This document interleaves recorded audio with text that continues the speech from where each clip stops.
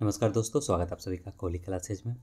आज हम लोग देखेंगे एनसीईआरटी सीरीज में क्लास 7 का चैप्टर नंबर 7 जनजातियाँ, खानाबदोश और एक जगह बसे हुए समुदाय। तो देखिए, कोशिश रहेगा कि इस वीडियो में देखा जाए तो सिर्फ चैप्टर 1 को हम लोग कंप्लीट करेंगे। सिर्फ इसी चैप्टर को इस वीडियो में देखेंगे, क्योंकि जो इसका नेक्स्ट का जो है अगला चैप्टर 8 नंबर, वो काफ़ी ज़्यादा बड़ा है। अगर दोनों को कंबाइन करता तो वीडियो काफ़ी लंबी हो जाती। तो कोशिश रहता है कि वीडियो को ज़्यादा लंबी ना किया जाए और शॉर्ट ही रखा जाए, 20 मिनट 30 मिनट हार्डली। तो चलिए, आज हम लोग देख रहे हैं चैप्टर नंबर 7 दृष्टि पब्लिकेशन का एनसीईआरटी सीरीज हम लोग देख रहे हैं, जिसमें क्लास 6 से लेकर 12 तक को पूरा हम लोग कंप्लीट करेंगे जल्द से जल्द। तो अगर आप लोग इस चैनल पर नए हैं तो ज़रूर चैनल से जुड़ें, अर्थात सब्सक्राइब कर लें और लाइक करें और अपना सुझाव भी दें, कमेंट करें। तो स्टार्ट करते हैं आज का चैप्टर। जनजातीय समाज के संदर्भ में नीचे दिए गए कथनों पर विचार कीजिए। देखते हैं एक एक कथन को। पहला कथन है, उपमहाद्वीप में कई समाज ब्राह्मणों द्वारा सुझाए गए सामाजिक नियमों और कर्मकांडों को नहीं मानते थे और न ही असमान वर्गों में विभाजित थे। अक्सर ऐसे समाज को जनजातीय समाज कहा जाता है। दूसरा, जनजातीय समूह व्यक्तिगत रूप से भूमि और चारागाहों पर नियंत्रण रखते थे। तो व्यक्तिगत नहीं होगा, यहाँ पे समुदाय हो जाएगा, तो अर्थात ये तो आपका गलत हो गया। तीसरा देखिए, जनजातीय समूह, एक मिनट, जाति आधारित और जनजातीय समाज दोनों अपनी विविध किस्म की ज़रूरतों के लिए कभी एक दूसरे पर निर्भर नहीं रहे। ऐसा तो हो नहीं सकता, तो ये भी गलत हो गया। तो इसमें पूछा गया कौन सा कथन सत्य है, तो केवल जो इसका प्रथम कथन है वो सही दिया गया है। देख लेते हैं व्याख्या इसे। जनजातीय समूह व्यक्तिगत रूप से नहीं बल्कि संयुक्त रूप से भूमि और चारागाहों पर नियंत्रण रखते थे और अपने खुद के बनाए नियमों के आधार पर परिवारों के बीच इनका बंटवारा करते थे। कभी कभी जाति विभाजन पर आधारित अधिक शक्तिशाली समाजों के साथ इनका टकराव होता था। कई मायने में जनजातियों ने अपनी आज़ादी और अलहदा संस्कृति को बचाए रखा है। जाति आधारित और जनजातीय समाज दोनों अपनी विविध किस्म की ज़रूरतों के लिए एक दूसरे पर भी निर्भर रहे। टकराव और निर्भरता के इस संबंध ने दोनों समाजों को बदलने का काम किया है। नेक्स्ट देखेंगे, क्वेश्चन मिलान करना है हम लोग को। देखते हैं, थोड़ा छोटा कर लेते हैं।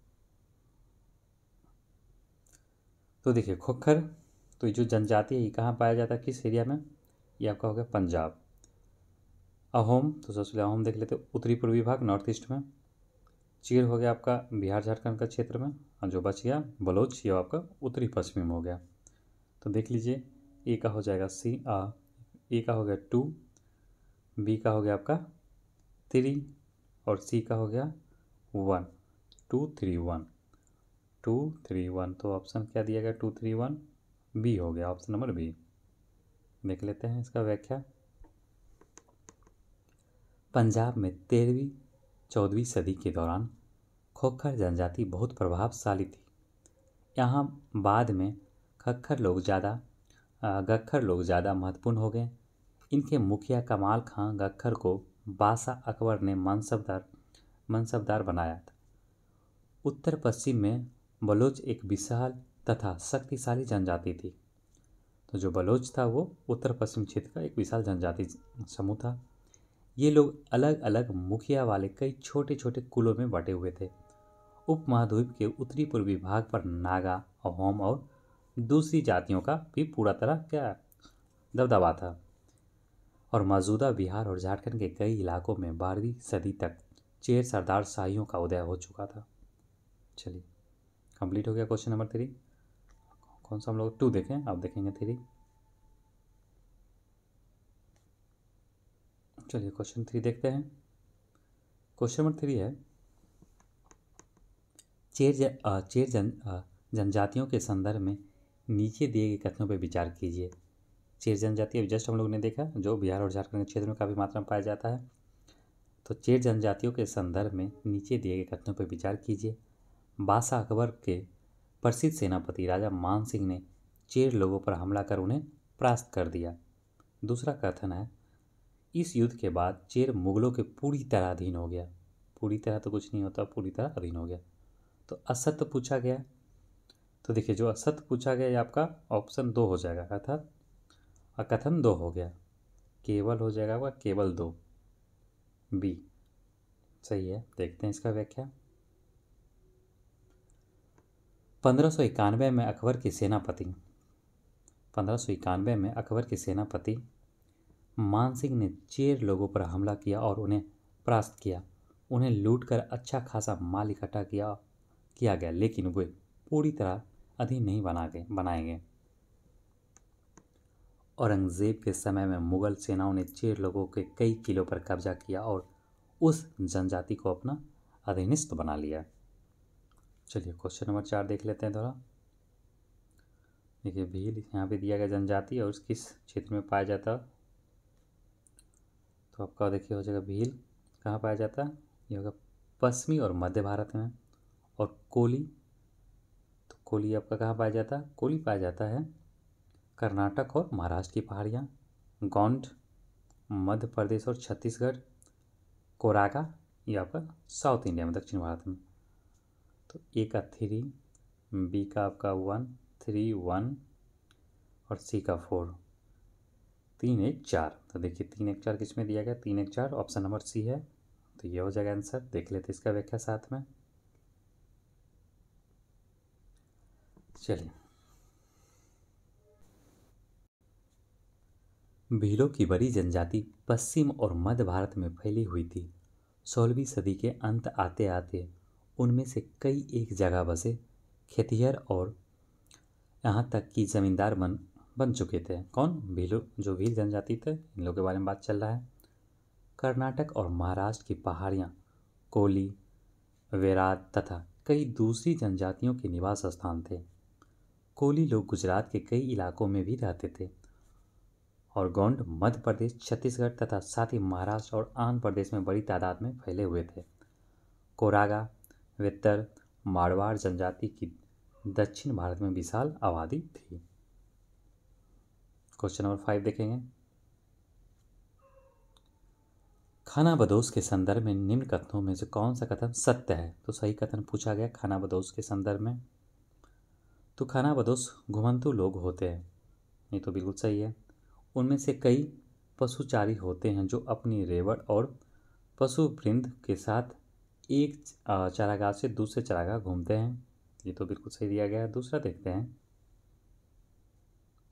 ये समाज के किसी अन्य जाति वर्ग से संपर्क नहीं रखते थे तथा ये अपनी ज़रूरत के सामान के लिए आत्मनिर्भर थे, तो बिल्कुल आत्मनिर्भर नहीं थे। तो इसमें सही पूछा गया तो केवल पहला हो जाएगा, ऑप्शन नंबर फर्स्ट हो जाएगा। देख लेते हैं व्याख्या।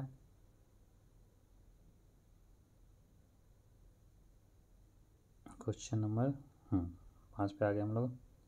4 का व्याख्या देख लेते हैं। चलिए, केवल कथन एक सत्य है। खानाबदोश चारवाहे अपने जानवरों के साथ दूर दूर तक घूमते थे। उनका जीवन दूध और अन्य पशुचारी उत्पादनों पर निर्भर था।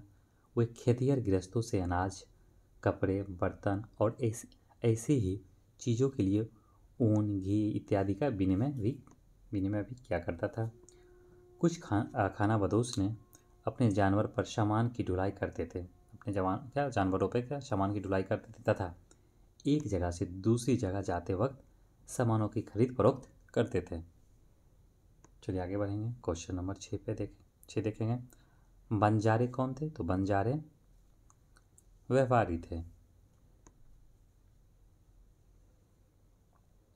व्याख्या देख लेते हैं हम लोग। तो देखिए बंजारे के बारे में दिया गया है। बंजारा लोग महत्वपूर्ण व्यापारी खानाबदोश थे। उनका कारवां टोंडा कहलाता था। उनका जो कारवां है उसे क्या कहलाता है, टोंडा कहलाता था। एक टांडा में कई परिवार होते थे।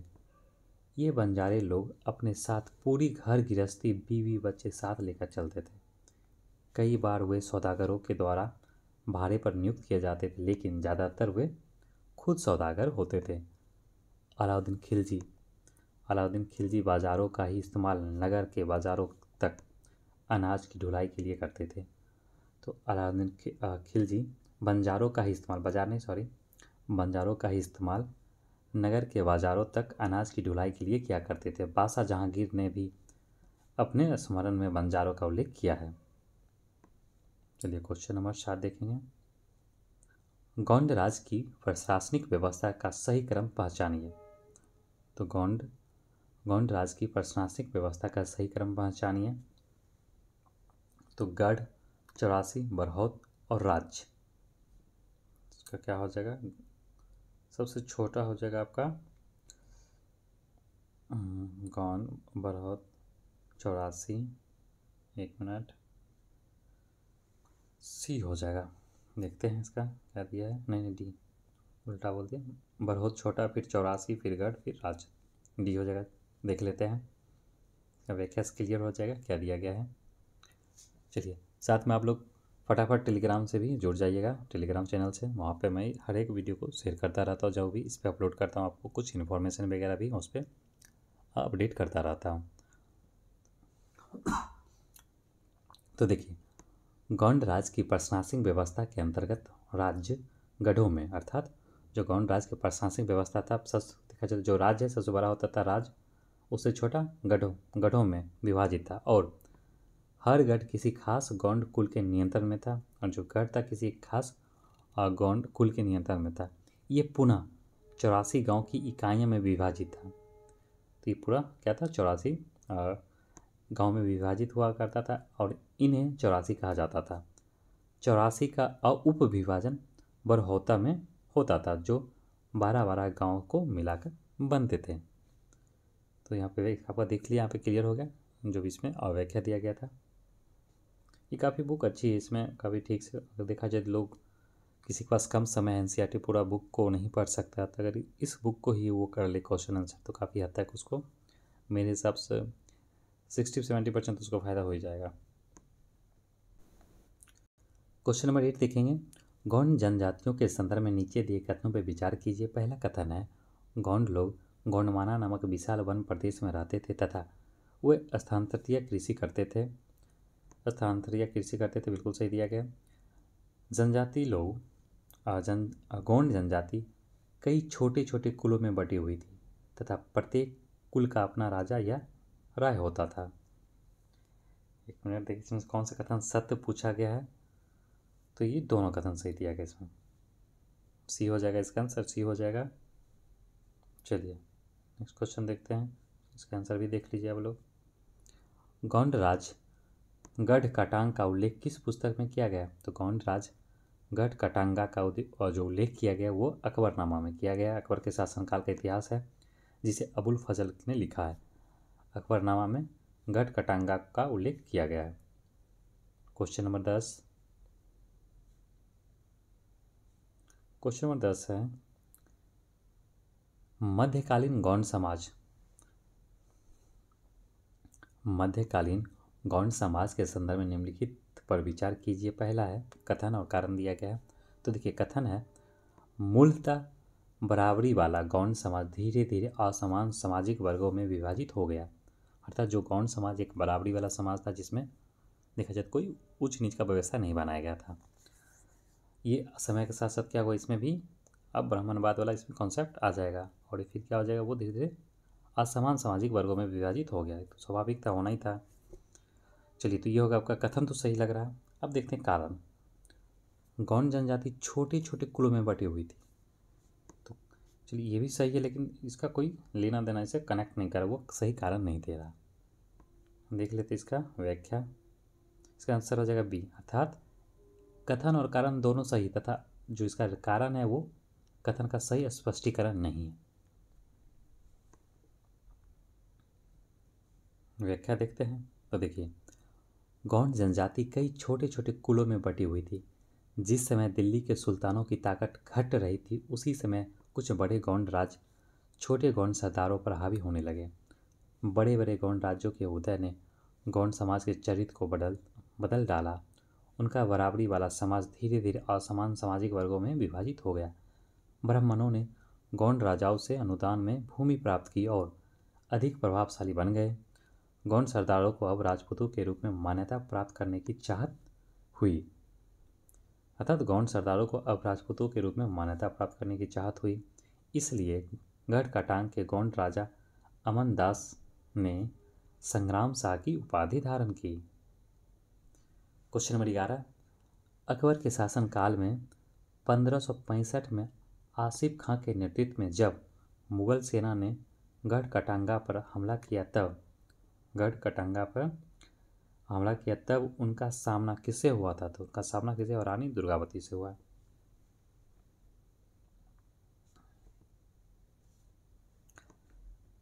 चंदेल राजपूत राजा सालवाहन की पुत्री दुर्गावती का विवाह गढ़ कटांगा अर्थात गोंडवाना राज के राजा दलपत के साथ हुई थी। दलपत की मृत्यु कम उम्र में हो गई थी। रानी दुर्गावती बहुत योग्य थी और मतलब वो काफ़ी योग्य शासिका बनी और उसने अपने 5 साल के पुत्र वीर नारायण के नाम पर शासन की कमान संभाली। आसिफ खां के नेतृत्व में मुगल सेनाओं ने गढ़ कटांगा पर हमला किया। रानी दुर्गावती ने इसका जमकर सामना किया और उसने समर्पण करने की बजाय मर जाना बेहतर समझा। अर्थात सर कटा सकते हैं लेकिन सर झुका नहीं सकते हैं, इस मेंटलिटी की रानी दुर्गावती थी। उनका पुत्र भी तुरंत बाद लड़ता हुआ वीरगति को प्राप्त हुआ अर्थात मारा गया। क्वेश्चन नंबर 12 देखेंगे। क्वेश्चन नंबर 12 है, गोंडवाना क्षेत्र के गढ़ कटांगा राज के द्वारा किस जानवर का निर्यात कर काफ़ी मात्रा में धन कमाया? अर्थात गोंडवाना राज के द्वारा गढ़ कटांगा के राज के द्वारा कौन सा जानवर को सबसे ज़्यादा बेचकर निर्यात करके एक्सपोर्ट करके सबसे ज़्यादा टैक्स को जमा किया था, कमाया? तो हाथी को बेचकर।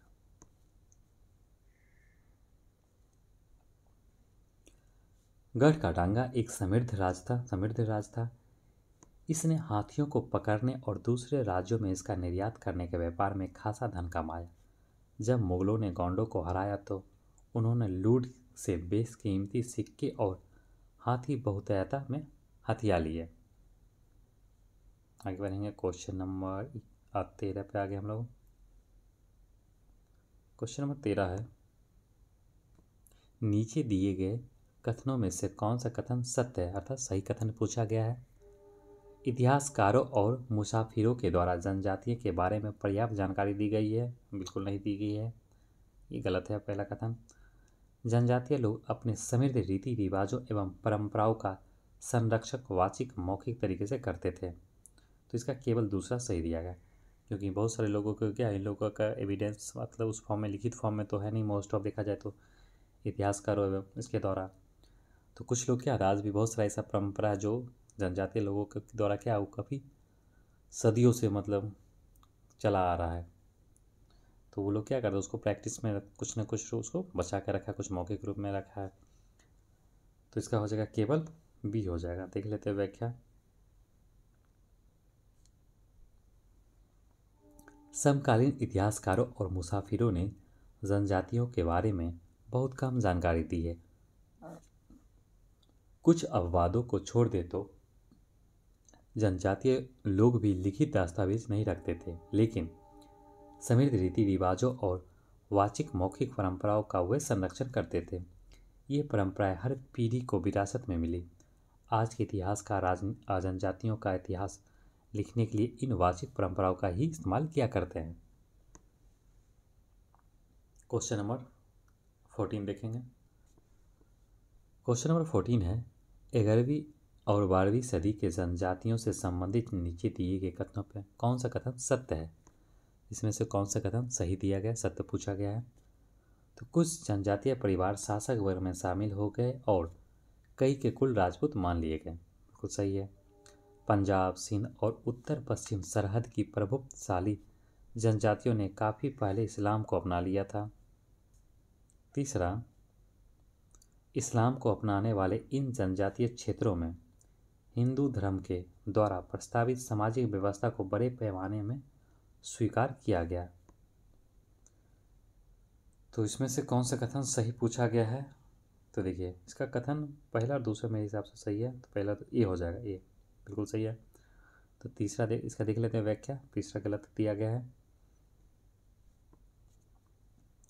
11वीं और 12वीं सदी तक आते आते क्षत्रियों के बीच राजपूत गोत्र की ताकत में काफ़ी इजाफा हुआ। वे हून, चंदेल, चालुक्य और कुछ दूसरी परंपराओं से आते थे। इनमें से कुछ पहले जनजातियों में आते थे और बाद में कई के कुल राजपूत मान लिए गए। धीरे धीरे उन्होंने पुराने शासकों की जगह ले ली, विशेषतः कृषि वाले क्षेत्रों में। फिर धीरे धीरे ब्राह्मणों के समर्थन से कई जनजातियां जाति व्यवस्था का हिस्सा बन गई। अब जो जनजाति थे वो अब जाति व्यवस्था में क्या हुआ, पार्टिसिपेट कर लिया, अर्थात वो हिस्सा बन गया जाति व्यवस्था का। लेकिन प्रमुख जनजातीय परिवार ही शासक वर्ग में शामिल हो पाए। लेकिन जो प्रमुख जनजातीय परिवार था वही शासक वर्ग में शामिल हो पाए। पंजाब, सिंध और उत्तर पश्चिम सरहद की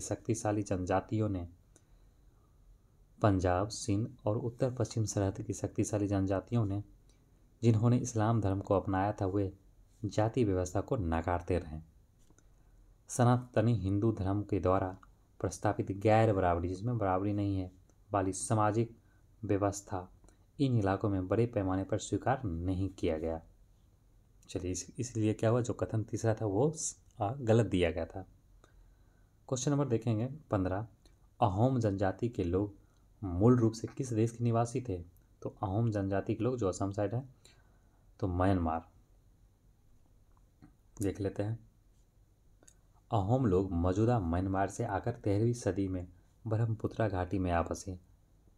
उन्होंने भूइयां अर्थात भूस्वामी लोगों की पुरानी राजनीतिक व्यवस्था का दमन करके नए राज्य की स्थापना किया।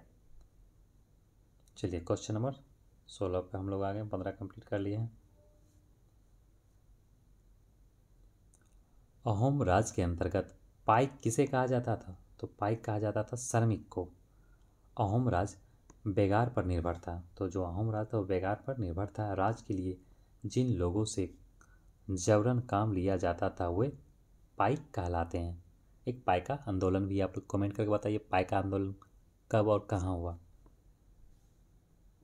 क्वेश्चन नंबर 17 देखेंगे। कौन सी जनजाति के लोगों ने 1530 के दशक में आग्नेय अस्त्रों का इस्तेमाल करना शुरू कर दिया तथा और 1660 तक आते आते हुए उच्च स्तरीय बारूद और तोपों का निर्माण करने में सक्षम हो गए थे? तो ये किसके द्वारा? अहोम के द्वारा ही किया गया था। ये लोग बम अर्थात आग वाला जो होता है वो यूज़ करने लग गया था, गोला बारूद अस्त्र को। देखिए, अहोम समाज ने उत्तर पूर्वी क्षेत्रों के कई जनजातियों को भी अपने अधीन कर लिया था और एक बड़े राज का निर्माण किया। इसके लिए 1530 के दशक में ही इतने वर्ष पहले आग्नेय अस्त्रों का इस्तेमाल किया था। 1530 में ही लोगों ने क्या क्या आग्नेय मतलब आग से बनने वाला जितना भी था वो बम विस्फोटक का यूज़ करना शुरू कर दिया था और 1660 के आते आते हुए उच्च स्तरीय बारूदों और तोपों का निर्माण भी करने में सक्षम हो गया था। कौन? अहोम। क्वेश्चन नंबर 18 देखेंगे। अहोम समाज के अंतर्गत खेल किसे कहा जाता है? तो खेल कहा जाता था कुल को। अहोम समाज के अंतर्गत जो खेल है वो किसे कहा जाता है? कुल को। अहोम समाज कुलों में विभाजित था जिन्हें खेल कहते थे। एक खेल के नियंत्रण में प्रायः कई गांव होते थे। किसानों को अपने ग्राम समुदाय के द्वारा जमीन दी जाती थी। तो जो किसान को जो जमीन दिया जाता था तो उनके ग्राम समुदाय के द्वारा दिया जाता था। समुदाय की सहमति के बगैर राजा तक इसे वापस नहीं ले सकता था। चलिए, क्वेश्चन नंबर 19 देखेंगे। क्वेश्चन नंबर 19 है, अहोम समाज के अंतर्गत नीचे दिए गए कथनों पर विचार कीजिए। लगभग सभी वयस्क पुरुष युद्ध के दौरान सेना में अपनी सेवाएं प्रदान करते थे। बिल्कुल सही है, पहले तो ऐसा ही हुआ करता था। अहोम समाज एक रूढ़िवादी समाज था जो कवियों एवं विद्वानों को कोई प्रोत्साहन नहीं देता था। तो इसमें सही कथन पूछा गया तो दूसरा गलत है, इसका मात्र पहला जो कथन है वो सही दिया गया। देखते हैं व्याख्या, तो केवल फर्स्ट हो जाएगा ऑप्शन नंबर ए। व्याख्या है, कथन एक सत्य है। जो कथन प्रथम कथन है वो सही दिया गया है, पहला कथन। अहोम समाज में लगभग सभी पुरुष युद्ध के दौरान सेना में अपनी सेवाएं प्रदान करते थे। दूसरे समय में बांध, सिंचाई व्यवस्था इत्यादि में के निर्माण में या सार्वजनिक कार्यों में जुटे रहते थे। और दूसरा कथन गलत है। अहोम समाज एक अत्यंत परिष्कृत समाज था। कवियों और विद्वानों को अनुदान में भूमि दी जाती थी।